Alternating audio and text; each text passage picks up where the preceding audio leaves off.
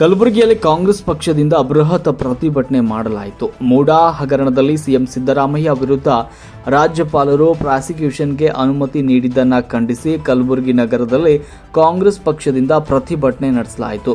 ಕಾಂಗ್ರೆಸ್ ಜಿಲ್ಲಾಧ್ಯಕ್ಷ ಜಗದೇವ್ ಗುತ್ತೇದಾರ್ ಅವರ ನೇತೃತ್ವದಲ್ಲಿ ಕಾಂಗ್ರೆಸ್ನ ಕಚೇರಿಯಿಂದ ಜಿಲ್ಲಾಧಿಕಾರಿಗಳ ಕಚೇರಿಯವರೆಗೂ ಬೃಹತ್ ಪ್ರತಿಭಟನಾ ಮೆರವಣಿಗೆ ಮೂಲಕ ಆಗಮಿಸಲಾಯಿತು.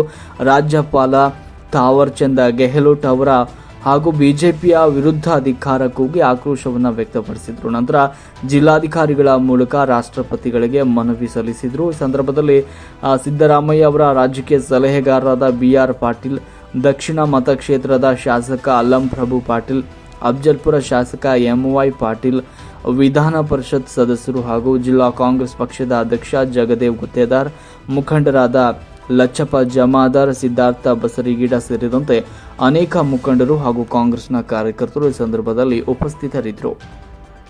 ವರದಿ ರಾಹುಲ್ ಎಮ್ಎ.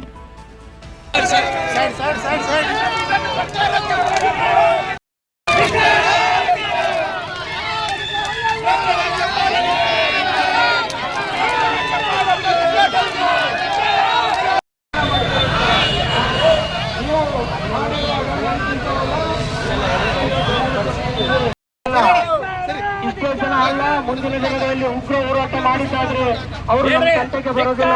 ಅವರು ಹೊಟ್ಟೆ ಕಿತ್ತು 5 ಗ್ಯಾರಂಟಿ ಹ್ಯಾಂಗ್ ಕೊಡ್ತಿದ್ದಾರೆ, ರೊಕ್ಕ ಎಲ್ಲಿಂದ ಬರ್ಲತ್ತಲ್ಲ, ಹಂಗ ಹಿಂಗ ಅಂತ ಹೇಳ್ಕೊಂಡು ಅವರು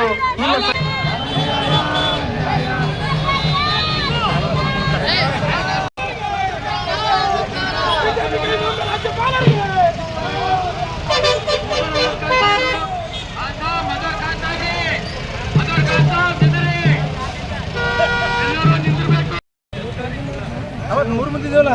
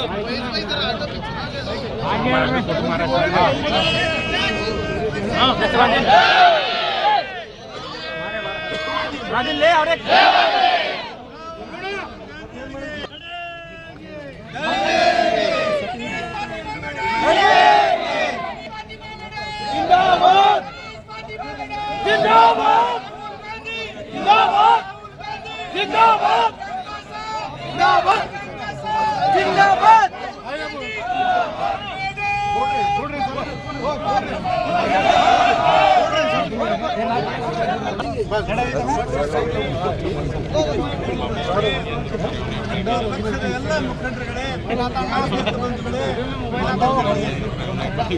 ಇವತ್ತು ಇಡೀ ರಾಜ್ಯಾದ್ಯಂತ ಈ ಪ್ರಜಾಪ್ರಭುತ್ವ ವಿರೋಧಿ ಬಿಜೆಪಿ ಸರ್ಕಾರದ ವಿರುದ್ಧ ನಾವು ಹೋರಾಟಕ್ಕೆ ಇಳಿದಿದ್ದೇವೆ. ಈ ರಾಜ್ಯಾದ್ಯಂತ ಹೋರಾಟ ನಡೀತಾ ಇದೆ.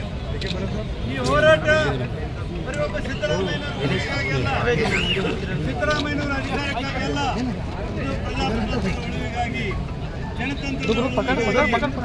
ಜನತೆಯ ಉಳಿವಿಗಾಗಿ ಹೋರಾಟ.